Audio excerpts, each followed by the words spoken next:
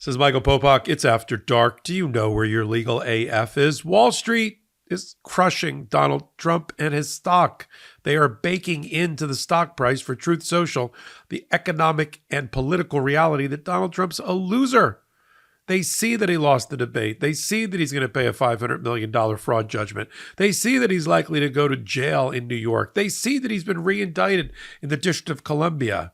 And the stock market is talking and crushing the stock. It's heading down to penny stock range. It's going to go well below the $10 entry price from 2 years ago, down from a high of $90 a share. Donald Trump's fortune is evaporating before our very eyes.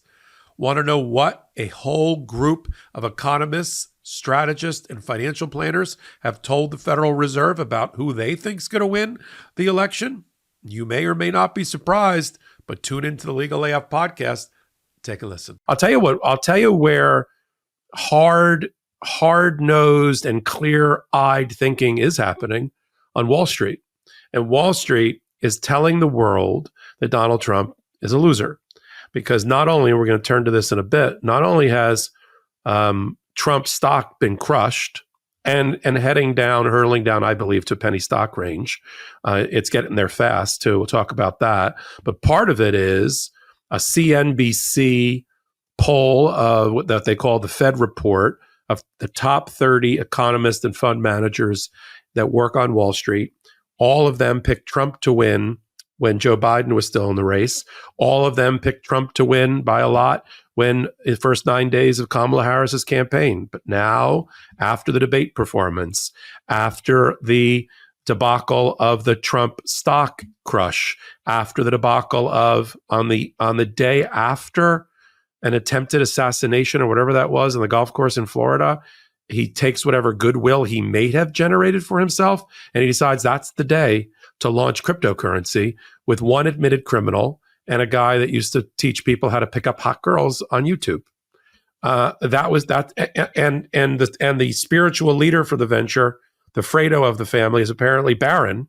I don't normally go after Barron except when they make Barron out to be the guru of cryptocurrency, which is what they promoted to be on this platform. So that's what so the market's watching that. And then the market's watching the surge of Kamala Harris around the country in all the battleground states, how she is so exquisitely and perfectly running a campaign. That's what we're watching. We're watching almost a perfectly run campaign without a misstep. It's much like a Barack Obama. She has some people that used to work for Barack Obama that are helping her, but these are all her decision-making ultimately as the CEO of this campaign. And so what's the market said? The market said to the stock price, crush. This is down 75% in the last 6 months. A stock that was once $90 is now $13.50, and I'm sure on the opening bell on Monday, it's going to crack the $10. I had one of our listeners and followers that's in the stock business and an analyst write me this morning an entire analytic where he believes that the natural price for this is $5 or lower, and it'll be getting there soon. And I agree with him based on there is no fundamentals, there is no business model to this. The market has spoken.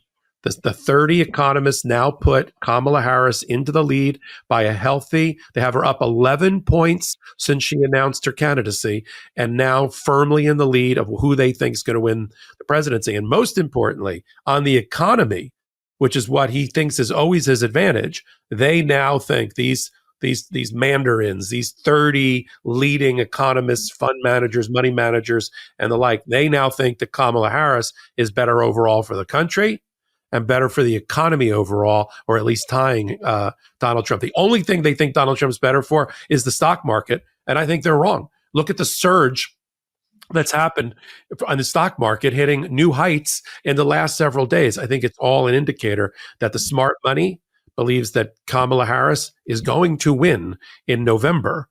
And sort of that's where we're at. This other stuff, this embracing of the perverts, because Donald Trump is one, and a sex offender and a sex abuser, the price that he's going to pay in November, I think at this moment is almost incalculable and can't be picked up in the polling.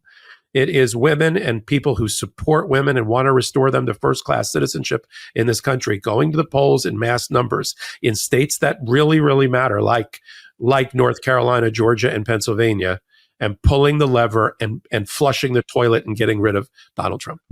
Trump has failed in businesses his entire life. And that's not a hyperbolic term, failed. You just go back and you look at the casinos. They went bankrupt and bankrupt and bankrupt again. You look at the, I call them the tchotchkes, the different things that he's been selling over. He loves selling tchotchkes, right? As if he could put his name on something, he loves it. But they all failed in the past. A while ago, right? I mean, Trump Vodka and Trump University and Trump Steaks and Trump Water and Trump Mortgage. Now, he would make money on the licensing aspect of it, but investors and the companies, they would get screwed.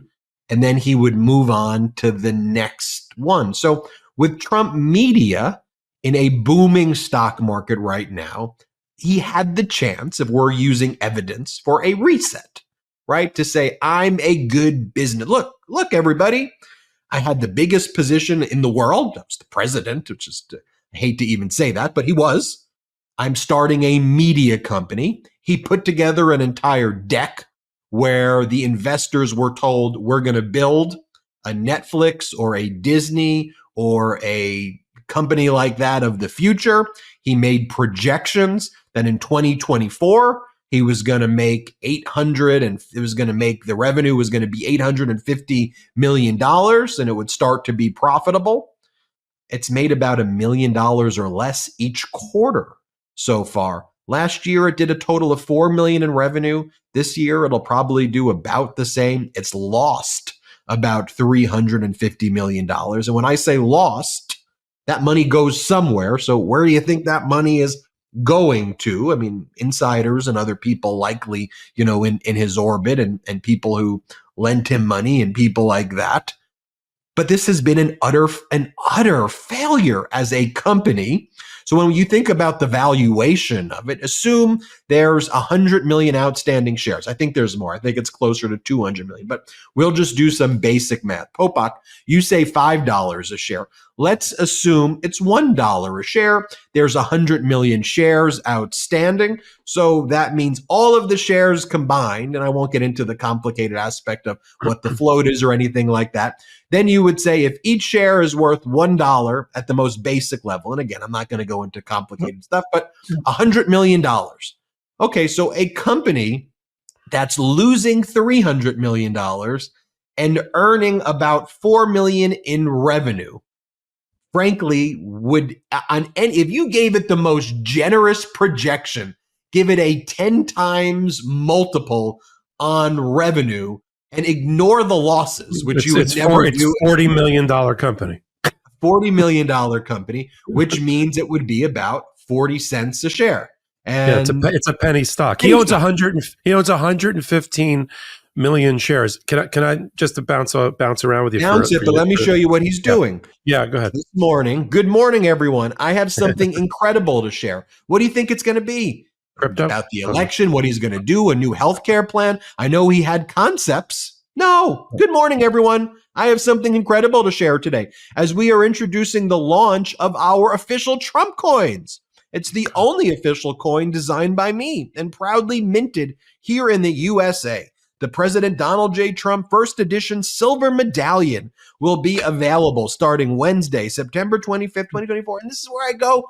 Again, I don't care what freaking political party you're. What the heck is this? I know what it is. And I've said it on Hot Takes, and so have you. We are watching Donald Trump make the closing argument why he does not want to be president of the United States.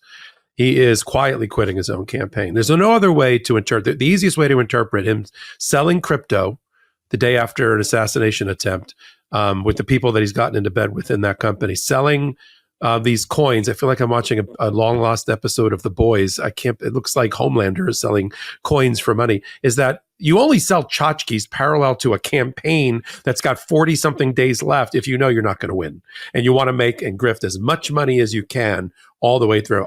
If he was serious about a campaign, this would be the hallmarks of it, just to remind people. You could just look over at Kamala Harris and you know what I'm talking about. You'd have a cadre of professional pollsters, social media people, professional campaigners, and all of you'd have that. Okay, Donald Trump has none of that. I defy anybody on this show to tell me the name of 3 people that are in charge, that are professionals, that are in charge of his campaign. He has nobody in charge of his social media. That's why he's getting outspent 100 to 1 by Kamala Harris every place where it matters. He has nobody who's a reliable pollster. He is his own campaign manager, effectively, or he relies on people like Laura Loomer or other crazy alt-right social media podcasters that you've never heard of to help him win. He would be, if he was really serious about winning, he'd be campaigning on a regular basis in states that matter, not New York, where his last rally was, in a state he lost by double digits, or in Montana, where the one before that was, where he's never going to, Montana is a red state, and it was never a battleground state. Where is he in Georgia, North Carolina, Pennsylvania, and the Midwest, and the Rust Belt? Where is he? He's nowhere. And that indicates somebody who's from my view, has sort of given up. He thinks he can phone into interviews with Fox News or Newsmax, phone his way in. It's insulting to the American people. I mean, he's insulting to women every time he picks up his pen or taps something out on his social media. But he's insulting the American people before their very eyes by not trying to earn their vote. He's doing nothing to earn their vote. He's not rallying. He's not campaigning. He's not doing local interviews. He's not pressing the flesh. He's not using shoe leather. He's not doing anything. And he doesn't have any money to do it, even if he wanted to. That's where the money gap is also playing a part. Another place where there's only a few places the American people can speak before an actual election about what they're, besides polls. Wall Street and the stock market. When there's a stock called DJT, you can do it there, which they've done, and they've spoken resoundingly against Donald Trump. You can do it in special elections leading up to the election. They've done it there, and Donald Trump loses every special election or anything that involves abortion or women's rights leading up to the election, right? And you can do it in fundraising. Right now, it's a binary process. The only thing I can do is write a bigger check for somebody that I support. And do it again and again and again. And she is overwhelmingly bringing in the money because she's seen as a winner and he's seen as a loser. And so we have no friction between the intersection of law and politics. We have to live there to explain what we're watching going into the November election. Welcome back. Legal AF, the podcast, only on the MeidasTouch network. We founded it 4 years ago. We named it Legal AF for a reason, and now you know why. Join us on Wednesdays and Saturdays at 8 p.m. Eastern Time right here on this YouTube channel. And then you can plug in Legal AF into all your audio podcast platforms. And there we will be. Find out what 40 million people a month already know.